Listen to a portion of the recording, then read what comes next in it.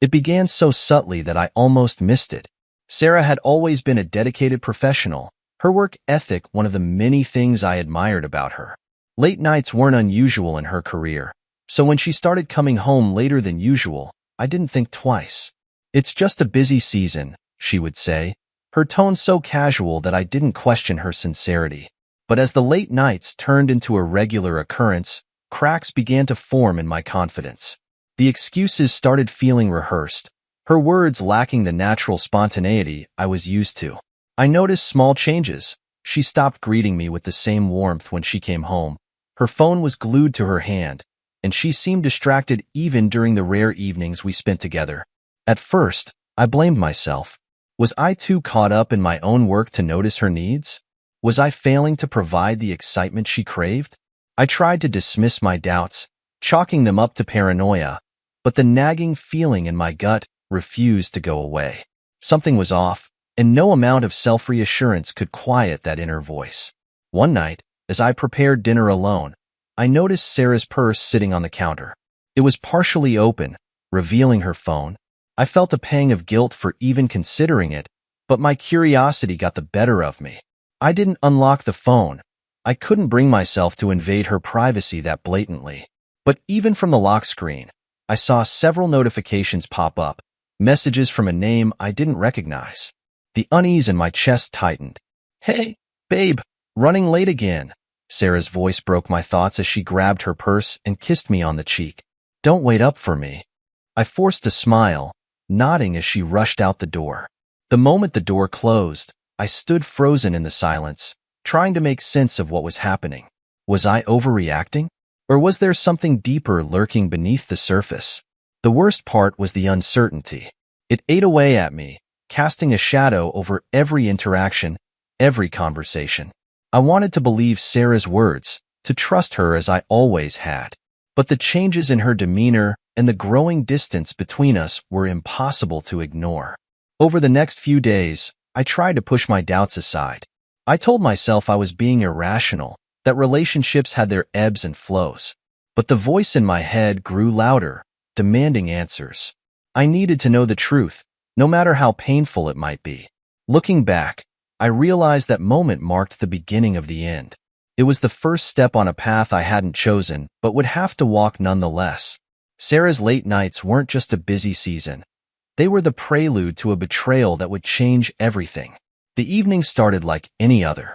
Sarah rushed through the door after work, her heels clicking against the floor as she muttered something about a last-minute meeting. Her hair was carefully styled, her makeup impeccable. Details I might not have noticed before, but now they screamed at me.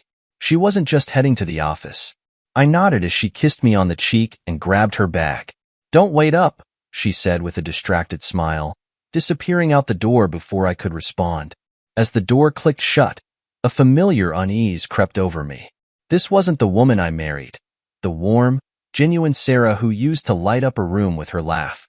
This Sarah was cold, distant, and constantly distracted. I stared at the door for a long moment, my mind racing. That's when I remembered the GPS app. Years ago, Sarah and I had installed it on our phones as a safety precaution. I hadn't used it in months, maybe years, but tonight, I couldn't resist. My hand trembled slightly as I pulled out my phone and opened the app. Her location blinked to life on the screen. She wasn't at her office.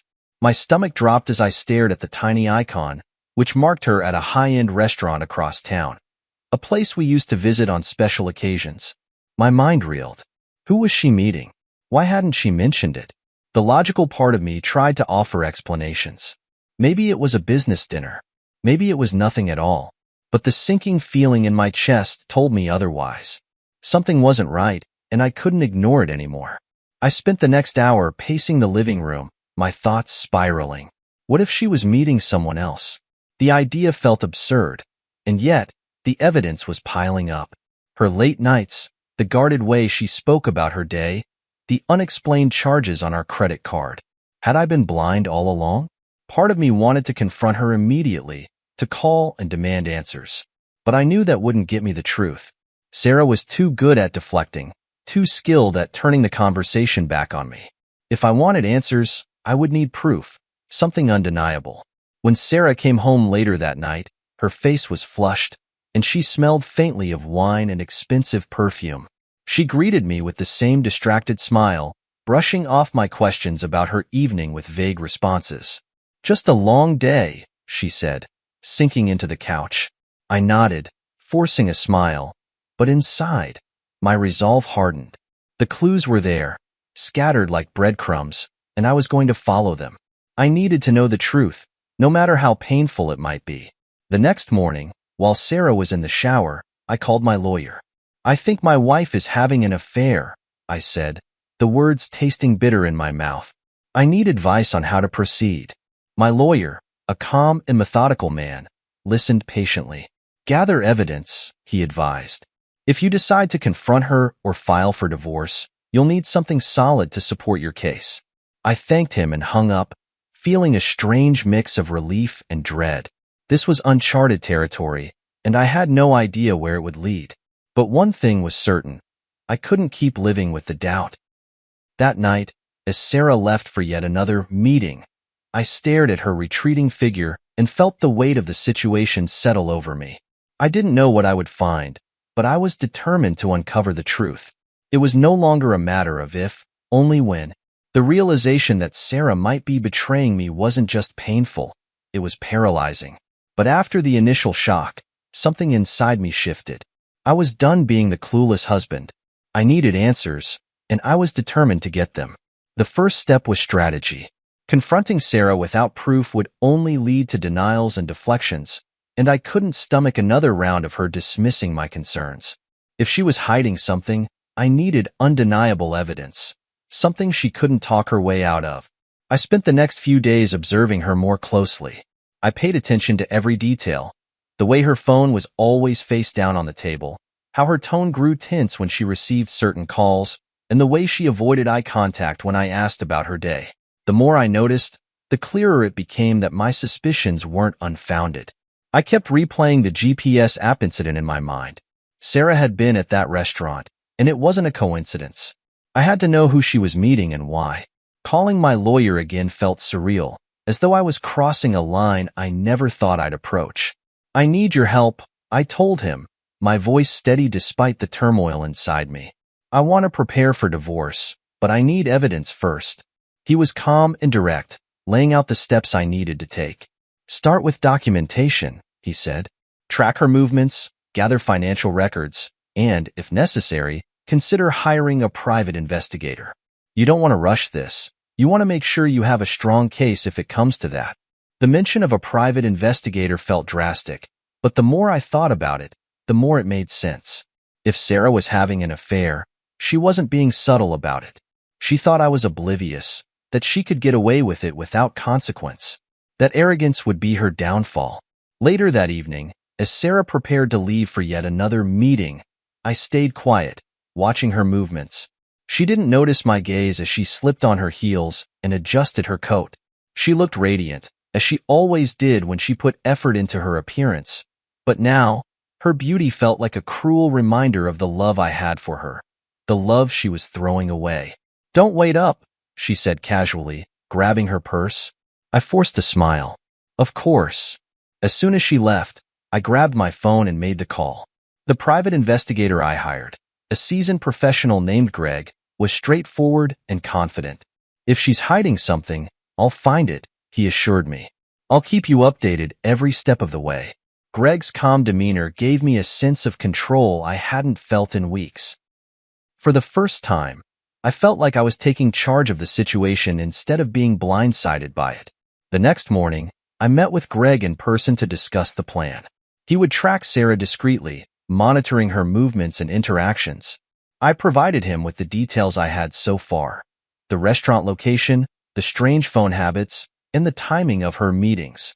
Greg nodded, taking notes. "If she's meeting someone, we'll know soon enough," he said. As I handed Greg a photo of Sarah to aid his surveillance, a part of me felt guilty. Was this betrayal on my part? Was I crossing a line? But then I thought about the lies, the late nights, and the secrecy. Sarah had crossed the line long before I did. I was simply seeking the truth. In the meantime, I started preparing for the worst. I gathered financial records, reviewing bank statements and credit card transactions. It didn't take long to spot discrepancies. Charges for restaurants I hadn't visited, expensive gifts I hadn't received, and hotel stays I knew nothing about. Each discovery was a dagger to the heart, but it strengthened my resolve. By the time Greg called me with his first update, I was ready.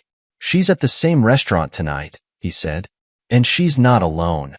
I clenched the phone in my hand, taking a deep breath. "Who is she with?" "I'll send you photos," Greg replied. "But it's clear, it's not a business meeting." As the photos came through, I stared at the images of Sarah, laughing and leaning in close to a man I didn't recognize. My heart ached, but my mind was clear. I had the proof I needed.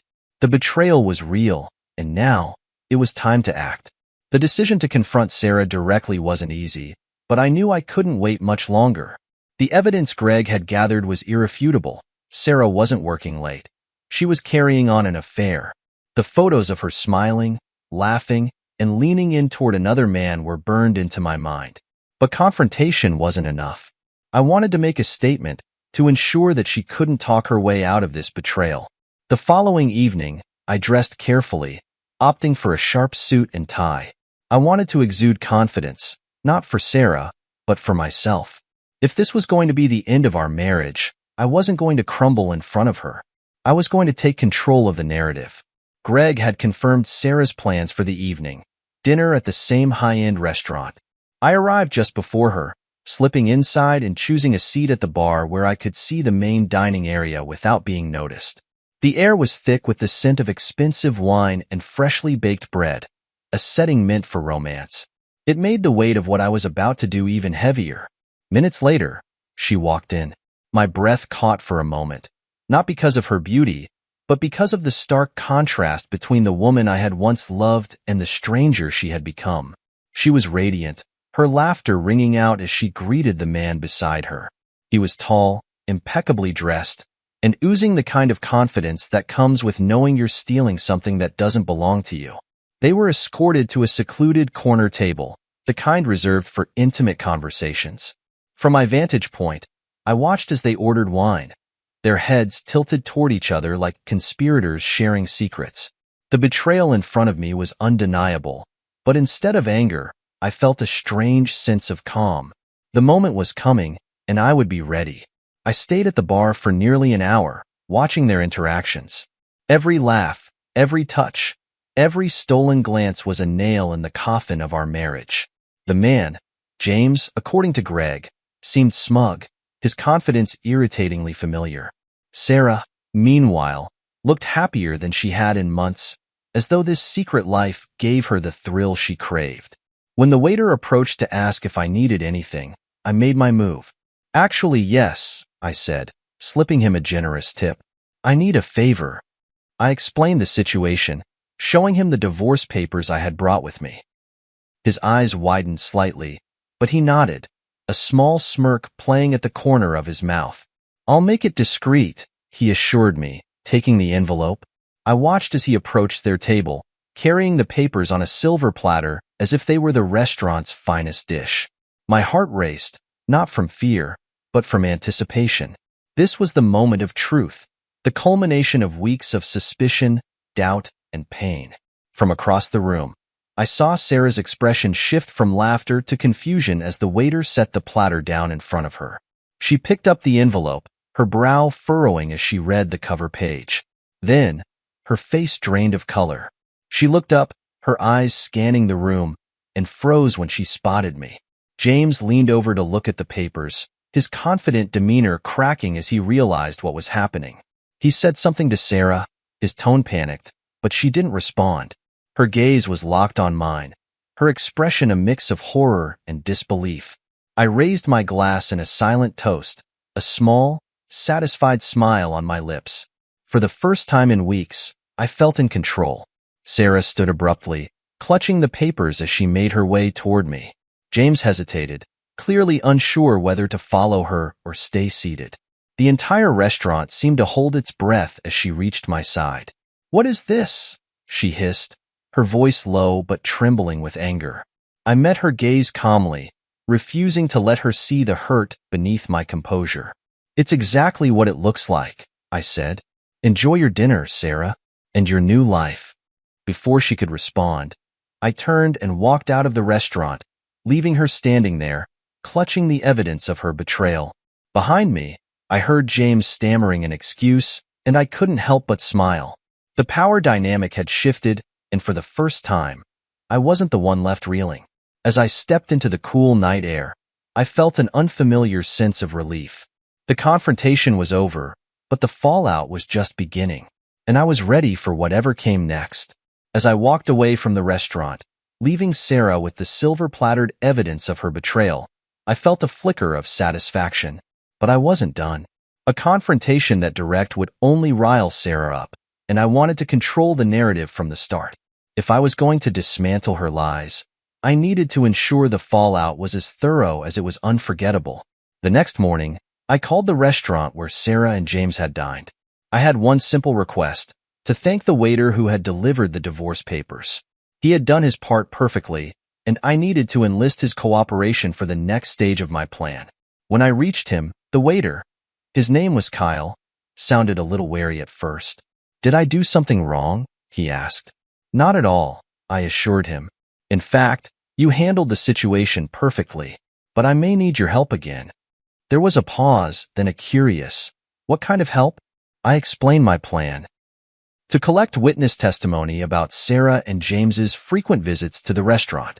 If the situation escalated legally, I wanted accounts from staff who had seen them together, especially in a setting where their relationship was unmistakable.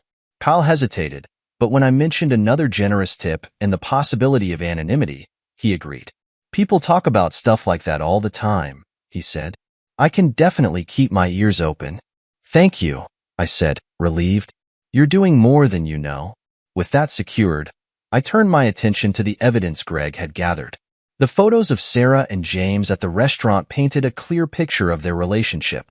They weren't colleagues or casual acquaintances. They were lovers, and they hadn't been subtle about it.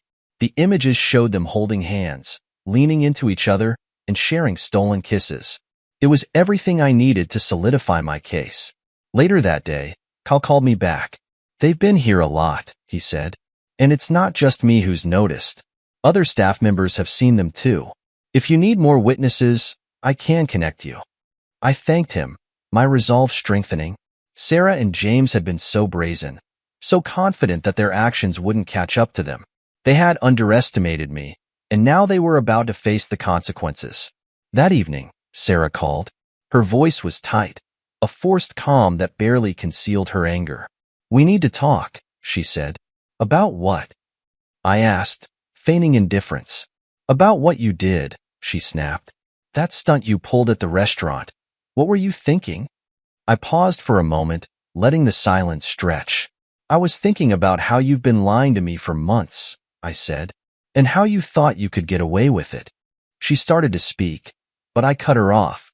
"I have nothing to say to you right now, Sarah. Let's leave it to the lawyers." Her sharp intake of breath was the only sound before she hung up. I leaned back in my chair, feeling a strange mixture of relief and sadness. The woman I had once loved had become a stranger, and the life we had built together was crumbling. But I couldn't dwell on the past. The wheels were already in motion, and there was no turning back. As I reviewed the evidence one last time that night, I thought about the next steps. The public confrontation at the restaurant was only the beginning. Sarah had made her choices, and now she would face the repercussions. Tomorrow, I would meet with my lawyer to finalize the paperwork. The divorce proceedings would be swift and decisive, with the evidence I had ensuring that Sarah would walk away with little more than her name. It wasn't about revenge. It was about reclaiming my life and my dignity. As I turned off the lights and climbed into bed, I felt a strange sense of peace. The truth was out, the plan was set, and for the first time in weeks, I felt like I was finally in control. The day after Sarah's angry phone call, I met with my lawyer to finalize the divorce paperwork. Everything was in order, and the evidence we had collected was irrefutable. Photos, financial records, testimony from Kyle and other restaurant staff. It was all there, neatly organized to ensure a swift and decisive outcome. My lawyer, a seasoned professional named Helen, gave me a reassuring nod as I signed the last page. "This is airtight," she said. "She won't have much ground to stand on." I left her office feeling lighter, as though the weight of months of suspicion and betrayal had finally been lifted. Now, it was time for the next step, making sure Sarah truly understood the consequences of her actions. That evening, I returned to the restaurant where it had all started. I didn't bother trying to remain unseen this time. I wanted Sarah to know I was there. I took a seat at the bar, ordered a drink, and waited. It didn't take long. Sarah and James walked in together, arm in arm, oblivious to my presence. They laughed as they made their way to a corner table, the same table where Greg had captured their betrayal on camera. They looked smug, confident, as though nothing in the world could touch them. But that was about to change. I signaled to Kyle, who had agreed to help me one last time. He nodded subtly, then disappeared into the kitchen. A few minutes later, he emerged carrying a silver platter with an envelope resting on top. He walked towards Sarah and James's table with the precision of a performer hitting their mark. From my seat at the bar, I watched the scene unfold. Kyle approached their table, placing the platter down with an elegant flourish. Sarah looked up, puzzled, her brow furrowing as she reached for the envelope. James leaned over, curious. The moment she opened it, her expression shifted. Confusion gave way to shock, then horror. Her face turned pale, her hands trembling as she read the first page. James leaned closer, his smug grin faltering as he realized what was happening. From across the room, I raised my glass in a mock toast, catching Sarah's eye. Her expression twisted into a mixture of anger and panic as she spotted me. She slammed the envelope down on the table and stood abruptly, storming toward me with James trailing behind her. "What the hell is this?" she hissed, waving the divorce papers in my face. I took a sip of my drink before answering, my tone calm and even. "Exactly what it looks like, Sarah. Consider it an official end to your late-night meetings." James, who had been standing awkwardly behind her, finally found his voice. "Look, man, this isn't necessary." I cut him off with a sharp glare. "You don't get to talk to me," I said, my voice low but firm. "You made your choices, and now you can deal with the fallout." Sarah's voice trembled as she tried to defend herself. "This is ridiculous. You're overreacting." "Overreacting?" I said, my calm exterior cracking slightly. "You lied to me. You betrayed me. And now you expect me to just sit back and accept it?" She opened her mouth to respond, but I held up a hand to stop her. "Save it, Sarah. I'm done. Enjoy your dinner and your new life." I stood, placed a few bills on the bar to cover my drink, and walked out, leaving them both standing there, speechless. The sound of their murmured argument followed me out the door, but I didn't look back. As I stepped into the cool night air, I felt a rush of relief. The confrontation was over, and I had said everything I needed to say. For the first time in months, I felt like I was in control of my own story. Back at home, I poured myself another drink and sat by the window, reflecting on what had just happened. The betrayal still stung, but the weight of it felt lighter now. I had taken the first step toward moving on, and I knew there was more to come. Sarah and James would have to deal with the consequences of their actions, but that was no longer my concern. My focus was on the future, on rebuilding, reclaiming, and finding peace. And for the first time in a long time, I felt like I was truly free. The fallout from the restaurant encounter was swift and chaotic, just as I had anticipated. Sarah and James hadn't expected me to act so decisively, and their shock at the divorce papers was only the beginning. Word spread quickly among our mutual friends, fueled by whispers from those who had witnessed the dramatic scene. 2 days later, Sarah showed up at my office. I hadn't seen her this flustered since the day I first confronted her infidelity. She barged in without waiting for an invitation, her face a mixture of anger and desperation. "You humiliated me," she hissed, slamming the door shut behind her. "Do you have any idea what you've done?" I leaned back in my chair, keeping my expression calm. "I made a choice, Sarah, just like you did when you started sneaking around behind my back." She froze for a moment, as if the reality of my words finally hit her. Then her voice softened, the anger giving way to a plea. "This doesn't have to end like this. We can fix it." "Fix it?" I repeated, incredulous. Sarah, you didn't just betray me. You destroyed everything we built together. And you expect me to forget that because you're suddenly uncomfortable with the consequences? Her lip quivered, but I wasn't going to let myself be swayed by her crocodile tears. She had made her choices, and I had made mine. The tension between us was interrupted by a knock on the door. My assistant poked her head in, her expression wary. "There's a James here to see you," she said. Of course there was. I gestured for her to let him in, and a moment later, James walked in, his bravado noticeably diminished. "Listen," he began, his voice carefully measured. "We don't need to make this any messier than it already is." I raised an eyebrow, gesturing for him to continue. "We can come to some kind of understanding," he said, glancing nervously at Sarah. "This doesn't need to be dragged out in court." I laughed, the sound sharp and humorless. "You don't get to dictate how this goes, James. Neither of you do. You've had your fun at my expense, and now it's my turn to make the rules." Sarah tried to interject, but I held up a hand to silence her. "Save it," I said coldly. "You've already said enough." The tension in the room was palpable as James shifted uncomfortably, clearly regretting his decision to confront me in person. Sarah, meanwhile, looked like she was on the verge of tears. "I'll see you both in court," I said, standing to signal the end of the conversation. "Until then, I suggest you stay out of my way." They left without another word, and as the door closed behind them, I felt a surge of satisfaction. For once, I was the one in control, and they were left scrambling to pick up the pieces. That evening, I received a text from Kyle, the waiter who had helped deliver the divorce papers. "You wouldn't believe the scene they caused after you left," he wrote. She was yelling at him, and he looked ready to crawl under the table. The staff couldn't stop talking about it. I chuckled, imagining the chaos they must have caused. It wasn't exactly revenge, but it was gratifying to know they were feeling the consequences of their actions. As the days went on, the public fallout continued to grow. Mutual friends began to distance themselves from Sarah, disgusted by her betrayal. James's professional reputation took a hit as well. Clients who had once respected him were now questioning his character. Meanwhile, I focused on moving forward.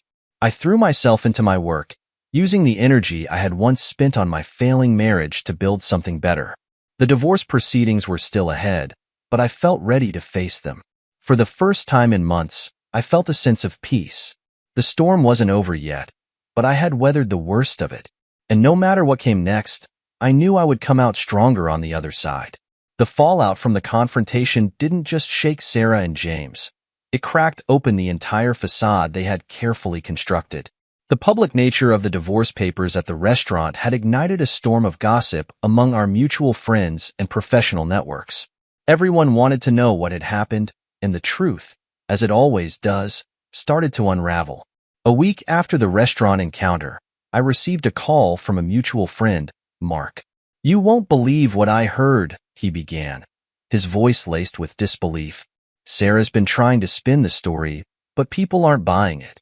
And James? He's practically gone into hiding." I listened in silence as Mark relayed the latest updates. Sarah was blaming me, of course, claiming I had been inattentive and too focused on work. But that narrative didn't hold up against the photos and the public scene at the restaurant. People were starting to piece together the real story, and Sarah's carefully curated image was falling apart. The most damning revelation, however, came when James himself started to crack under the pressure. A colleague of his reached out to me with an intriguing offer. He had overheard James ranting about Sarah and their complicated situation, and was willing to share what he knew. Curiosity got the better of me, and I agreed to meet. Over coffee, the colleague, a man named Ryan, spilled everything. James had been bragging about his affair with Sarah for months, but what struck me most was his admission that he didn't even care about her. "She was just a thrill," Ryan said, his tone disdainful. He always joked about how easy it was to manipulate her. Honestly, the guy's a piece of work. Hearing this didn't bring me the satisfaction I expected. If anything, it deepened the sense of betrayal. Sarah had destroyed our marriage for a man who didn't even respect her. But at the same time, it validated everything I had felt, the lies, the deceit, and the hollow foundation their relationship was built on. Armed with this new information, I went to my lawyer, Helen. "This changes everything," she said, her eyes lighting up. "If we can show that James manipulated Sarah and that their relationship was built on deceit, it could work in our favor during the settlement." Helen moved quickly, incorporating the new evidence into our case. Meanwhile, I continued to hear whispers about the growing tension between Sarah and James. Their once flashy romance was starting to crumble under the weight of reality. The final straw came when I received an unexpected message from James. It was short and desperate. "Can we talk? I need to explain."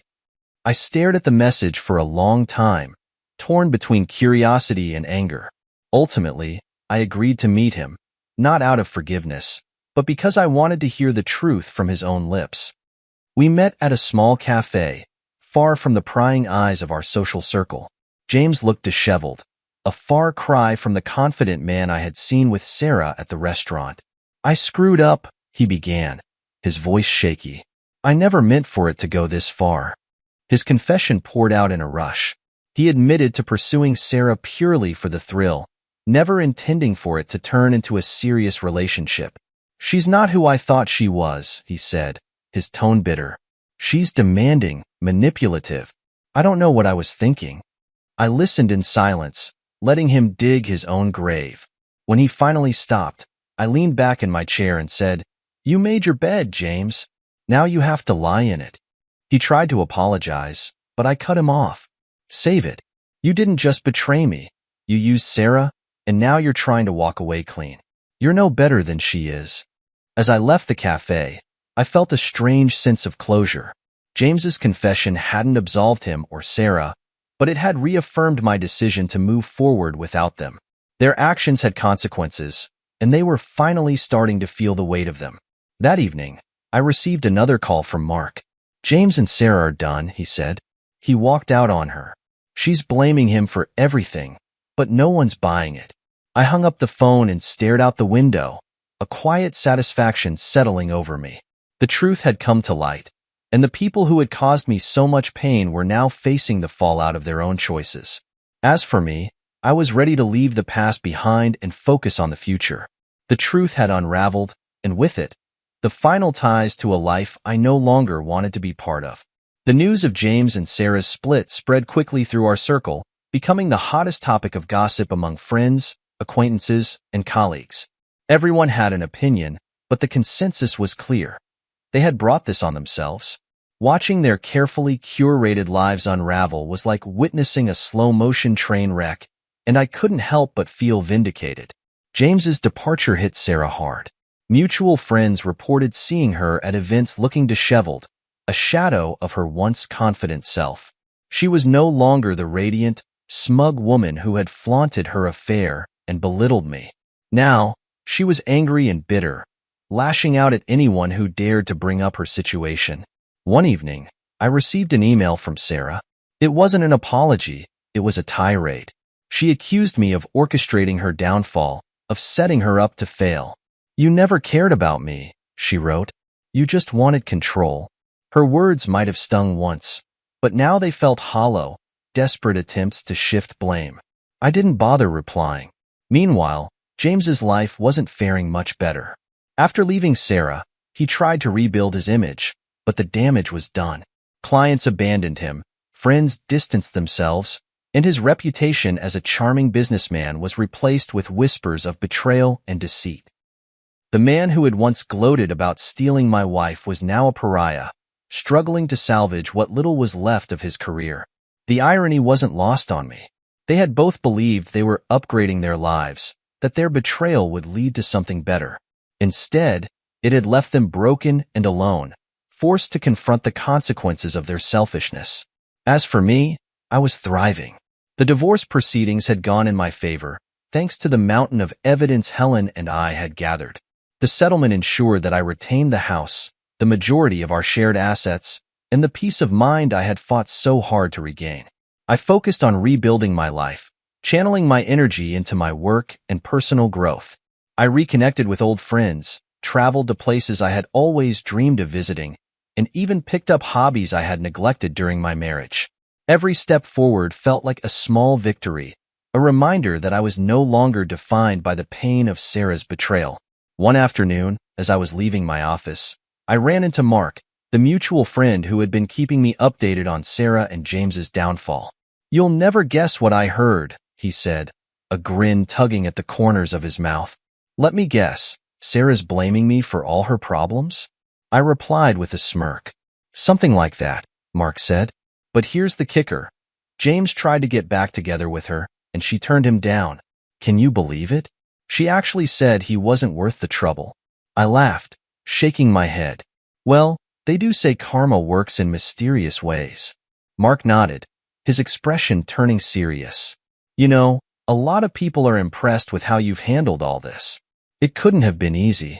"It wasn't," I admitted. "But I've learned a lot about myself through this process. And honestly, I'm better off without them in my life." That evening, as I sat in my living room with a glass of wine, I reflected on everything that had happened. The betrayal, the confrontation, the fallout. It had all been painful, but it had also been a turning point. I had come out of it stronger, more focused, and more determined to live life on my own terms. Sarah and James had gambled with my trust and lost everything. But their downfall wasn't my victory. It was simply the natural consequence of their actions. I didn't need revenge or retribution. Watching them unravel was proof enough that justice had been served. As I finished my wine, I felt a sense of closure settling over me. The fallout was over, and the people who had tried to destroy me were now left to face the ruins of their own choices. Tomorrow was a new day, and I was ready to embrace it. As the dust settled from the chaos Sarah and James had caused, I found myself standing at the precipice of a new chapter in my life. For the first time in years, I felt a profound sense of peace. The betrayal that had once consumed me was no longer a weight I carried. Instead, it became a lesson. One that taught me about resilience, self-worth, and the strength to move forward. The divorce was finalized, and the settlement left me with everything I needed to rebuild. The house, the savings, and, most importantly, my dignity were intact. Sarah, on the other hand, was left grappling with the consequences of her actions. She tried to reach out a few times, emails filled with empty apologies and pleas for a second chance. But I had nothing left to give her. Her regret wasn't my responsibility. James's fate was equally fitting. The man who had once gloated about stealing my wife was now an afterthought, struggling to rebuild his shattered life. His professional reputation had taken a hit, and his personal relationships were in tatters. He had underestimated the cost of his actions, and the world was no longer as forgiving as he had hoped. As for me, I chose to focus on the future. I poured myself into my work, expanding my business and exploring new opportunities. The success I achieved wasn't about proving anything to Sarah or James. It was about proving to myself that I was capable of thriving, no matter what life threw my way. Outside of work, I embraced the freedom that came with starting over. I traveled to places I had only dreamed of visiting, immersing myself in new cultures and experiences.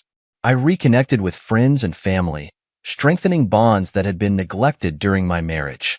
And I discovered hobbies that brought me joy: painting, hiking, even learning to play the piano. One evening, while attending an art gallery event with some friends, I met someone. Her name was Elena, and she was unlike anyone I had ever known. She had a quiet confidence, a warmth that drew people in, and a passion for life that was infectious.